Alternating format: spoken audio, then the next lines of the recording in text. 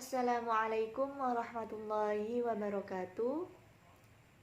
Alhamdulillahirabbil alamin wassalatu wassalamu ala asrofil anbiya'i wal mursalin sayyidina wa maulana Muhammadin wa ala alihi wa sahbihi ajma'in amma ba'du. Bagaimana kabarnya anak-anak? Alhamdulillah sehat semua ya. Alhamdulillah kita sekarang bisa melakukan pembelajaran meskipun sedikit berbeda ya. Di masa pandemi ini kita tetap harus belajar meskipun dengan cara online ataupun daringnya. Jadi kita tidak boleh patah semangat ya. Kita harus tetap berjalan. Berjalan belajar itu tidak harus di kelas saja, tetapi dimanapun bisa belajar. Baik, sebelum Ibu lanjutkan ke materi berikutnya, apakah ada yang tidak hadir di sini? Alhamdulillah, semua hadir. Semoga selalu sehat ya. Baik, di sini untuk bab 6 yaitu mengenai ibadah haji memperkokoh persatuan dan kesatuan umat. Nah, sebelum Ibu melanjutkan mengenai haji, apakah ada yang tahu haji itu rukun Islam yang nomor berapa? Ya, ibadah haji itu rukun Islam yang kelima, Bu. Ya, benar. Jadi hukum haji itu wajib bagi semua umat Islam. Nah, tapi bagi yang mampu dan sudah memenuhi syarat seperti itu. Jadi yang pertama yaitu pengertian haji. Pengertian haji menurut bahasa apa? Yaitu sengaja berziarah, sengaja atau berziarah atau mengunjungi atau menuju ke Baitullah, itu menurut bahasa haji ya. Kalau menurut istilah yaitu sengaja menziarahi atau mengunjungi Baitullah di Mekah untuk melaksanakan ibadah-ibadah tertentu seperti wukuf, tawaf, sa'i dan lain sebagainya dengan cara tertentu dan dengan waktu yang sudah ditentukan. Jadi ibadah haji itu waktunya itu tertentu, beda sama umroh. Nah, kalau umroh itu kita boleh berangkat kapanpun, itu berangkat umroh itu boleh, tetapi kalau haji itu hanya di bulan bulan Zulhijjah saja ya. Baik, di sini ada dalil yang terkait ibadah haji yang telah ada di Al-Quran surat Al-Imran. Baik, Ibu akan bacakan ya. A'udzu billahi minasyaitonir rajim. Bismillahirrahmanirrahim. Fihi ayatum bayyinatum maqamu Ibrahim wa ma dakhalahu kana amina. Walillahi 'alan nasi hajjul baiti man istata'a ilaihi sabila wa man kafara fa innallaha ghaniyyun 'anil 'alamin. Yang artinya di sana terdapat tanda-tanda yang jelas, diantaranya makam Ibrahim. Nah, barang siapa yang memasukinya atau memasukinya Baitullah itu, amanlah dia. Dan di antara kewajiban manusia itu terhadap Allah adalah melaksanakan ibadah haji ke Baitullah, yaitu bagi orang-orang yang mampu mengadakan perjalanan ke sana. Barang siapa yang mengingkari kewajiban haji, maka ketahuilah bahwa Allah Maha Kaya, tidak memerlukan sesuatu dari seluruh alam. Jadi penjelasan ayat ini yakni jelaslah bahwa ibadah haji itu wajib hukumnya bagi yang memiliki kemampuannya.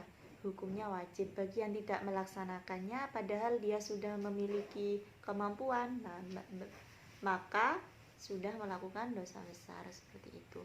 Jadi kalau kita semua sudah mampu dalam segi fisik ataupun dalam segi keuangannya sudah mampu, jadi kita wajib melaksanakan ibadah haji. Nah, terus untuk yang selanjutnya yaitu syarat-syarat ibadah haji.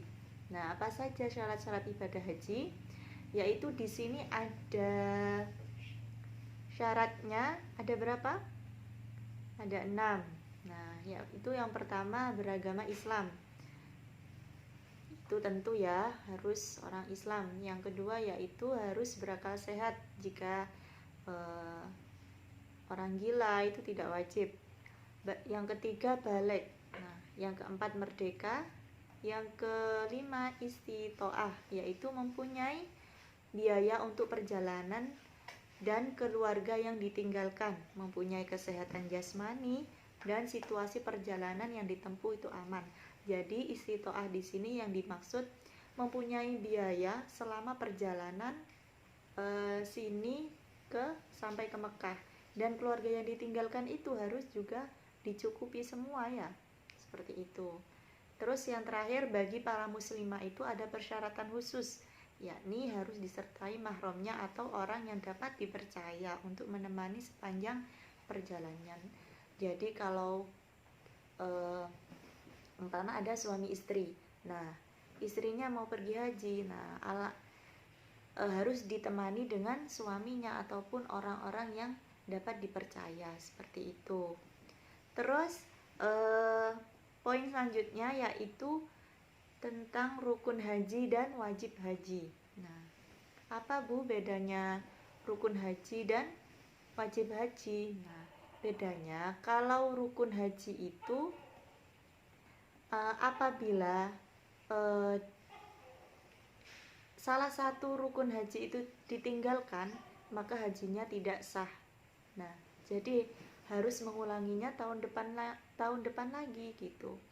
Kalau wajib haji itu hal-hal yang juga harus dilaksanakan dalam ibadah haji, tetapi jika tidak dilaksanakan, hajinya itu tetap sah, tetapi harus membayar dam atau denda. Nah, jadi perbedaannya itu jelas. Kalau rukun haji itu kalau ditinggalkan itu tidak sah. Meskipun itu salah satu ditinggalkan itu tidak sah hajinya. Tetapi kalau wajib haji, apabila ditinggalkan salah satu itu tidak apa-apa, hajinya tetap sah, akan tetapi harus membayar dam atau denda, seperti itu. Nah, di sini yang termasuk rukun haji yaitu ada 6. Dan kalau rukun haji itu tidak boleh, namanya rukun harus tertib ya, tidak boleh dibolak-balik. Yang pertama ihram, yaitu berniat mengerjakan ibadah haji ditandai dengan memakai pakaian ihram. Nah, yang pertama itu harus niat ihram. Yang kedua yakni wukuf atau berdiam sebentar di padang Arafah. Nah, jadi yang kedua itu wukuf, yang ketiga tawaf, yaitu mengelilingi Ka'bah selama sebanyak 7 kali dengan niat untuk beribadah. Yang keempat yakni sa'i. Sa'i itu berlari-lari kecil dari Bukit Safa ke Bukit Marwah. Sama juga dilakukan sebanyak 7 kali, seperti itu. Terus yang selanjutnya yaitu tahallul. Tahallul itu mencukur rambut atau menggunting rambut paling sedikit sebanyak 3 helai. Nah, jadi kalau sudah dilakukan tahallul itu berarti tandanya ritual haji itu sudah selesai. Nah, yang terakhir yaitu tertib atau harus berurutan ya. Jadi rukun haji itu ada 6. Yang pertama apa? Ihram. Yang kedua wukuf. Yang ketiga tawaf. Yang keempat sa'i. Yang kelima tahallul. Yang keenam tertib. Nah, terus yang selanjutnya yaitu wajib haji. Nah, wajib haji itu apaan Bu? Yang pertama Yang pertama ihram dari mikot. Nah, ihram dari mikot. Terus yang kedua bermalam di Muzdalifah. Terus yang ketiga melempar jumroh akobah pada hari raya haji. Nah, Yang keempat, melempar 3 jumroh. Apa 3 batu itu loh? 3 batu. Batu apa aja? Batu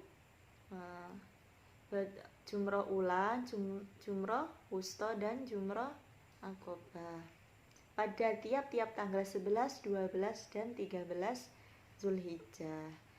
Terus mabit di Mina yang selanjutnya tidak melakukan larangan haji selama ihram. Itu macam-macamnya wajib haji yang harus dilaksanakan. Apabila ditinggalkan salah satu itu tidak apa-apain, maksudnya hajinya tetap sah, tetapi harus membayar dam atau denda gitu.